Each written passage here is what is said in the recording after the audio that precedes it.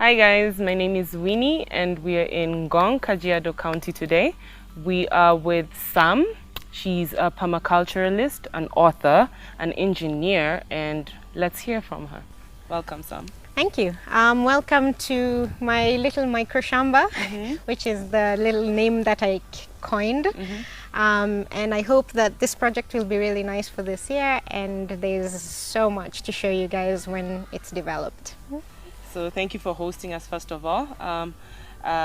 Would you like telling us what are the components of a food forest? Yes, so a food forest is exactly what it sounds like. Food forest, so a forest of edible crops.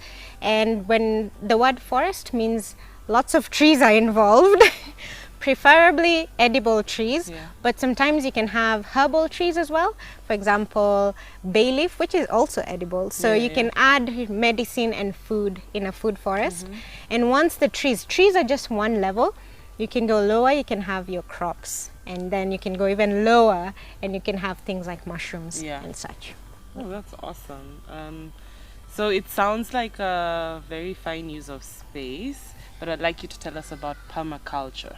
Yes, so permaculture is a different way of farming from traditional or commercial farming.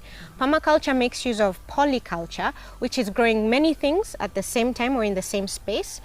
It uses ideas such as companion planting, so you have one plant helping another, and it can also involve animals, where you use the manure to enrich the soil, or you can use the animals themselves as pest control. For example, if you let your chickens out in the garden for about an hour, the first thing that chickens will go for isn't actually your veggies. They'll go for grasshoppers, they'll go for bugs. So permaculture is finding a way to make nature work for you and with you, so that you're not spending so much time in the shamba just doing the same thing yourself. So balance, finding a way for nature to do the work for you. Yes. It sounds perfect.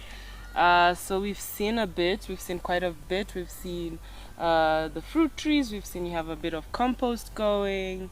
What more do you have planned that we don't, like, it's still to come? Like, if you're allowed to tell us. Well, this space is really small. Well, it's relatively small, let me say.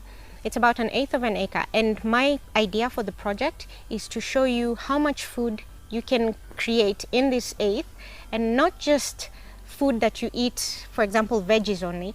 I want to be able to produce all your calories, if possible.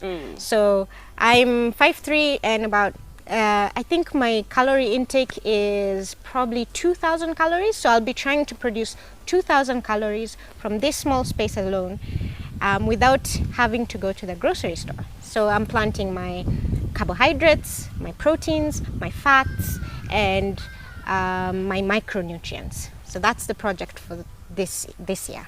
So when you say you're planting your proteins, does this mean you don't indulge in other forms of protein? Okay, I guess I should say I'm planting and growing my protein, because I do actually want to show you how you can keep livestock in small spaces so that they're working for the garden as well as feeding you. One of the types of livestock, I have two main ones, and these are poultry. Poultry is always great for a small space.